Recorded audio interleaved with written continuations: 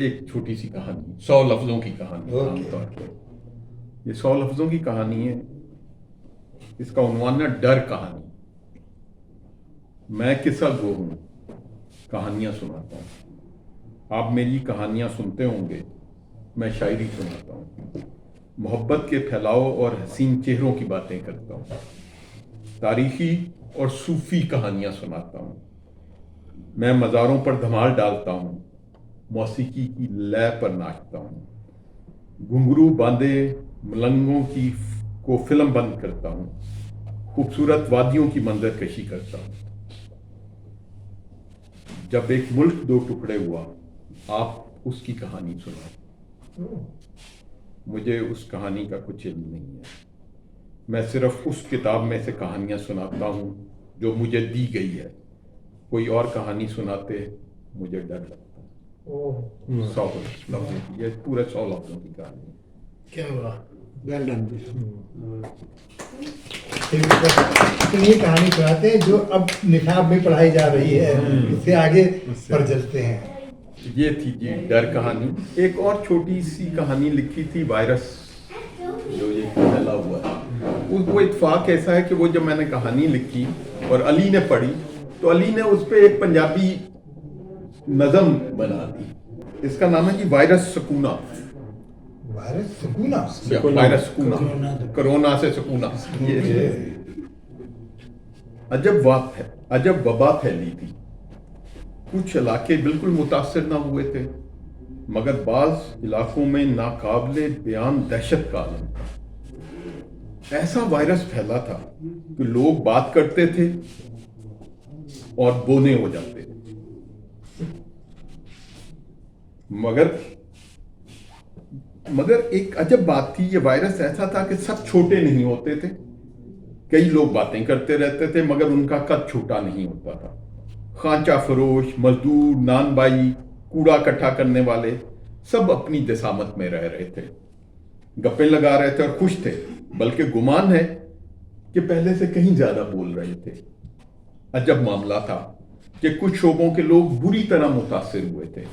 T V پر بے لگام چرب زبانی سے اپنا قد بڑھا چڑھا کر بیان کرتے اینکر پرسن, جھوٹ کے پلندوں سے اپنی لیاقت کا اظہار کرتے کالم نگار, نوکری کے قصوں کی بیساکھیوں سے اپنی قامت کو اونچا کرتے ریٹائرڈ بیوروکریٹ, دوسروں کی بات کو بار بار کاٹ کر اپنی بہادری کی تومار لگاتے ریٹائرڈ جرنیل, اپنی مخفی کرامات کو اشکار کرتے مزاروں کے سجادہ نشین, چاپلوسوں اور سرکاری فنڈ سے اپنے نام کو مشہور کرتے سیاستدان, سب بری طرح اس وائرس کے لپیٹ میں تھے. ان میں سے کوئی قصہ شروع ہی کرتا تھا کہ اس کا قد ٹھگنا ہو جاتا تھا.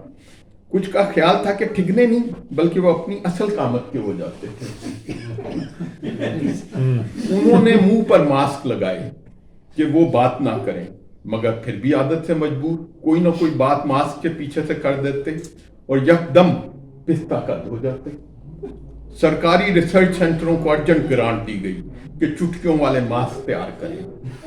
ان ماسکوں کی ساخت ایسی تھی کہ سامنے ماسک تھا اور پیچھے چٹکیاں تھیں جو ہونٹوں کو پکڑے رہتی تھی کہ بے ضرورت بلکہ ضرورتاً بھی آواز نہ نکلے. کچھ دنوں بعد ایک ریسرچ سامنے آئی. دفتروں میں کام کرنے والوں کی کارکردگی بہتر ہو گئی تھی, ذہنی امراض میں کمی آ گئی تھی, مذہبی رواداری بڑھ گئی تھی, عام آدمی کی زندگی میں سکون بڑھ گیا تھا اور معاشرے میں شور کی آلودگی ختم ہو گئی تھی.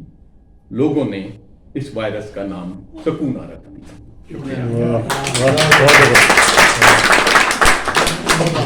اسی کے اوپر یہ جب میں نے ان کی یہ کہانی پڑھی پہلی بار, یہ اپریل پچھلے سال کی بات ہے, تو مجھے یہ بہت اس نے جو ہے وہ اس کا مجھے اثر ہوا اور میں نے اس کو نا ایک پنجابی نظم میں پورے کو لکھا.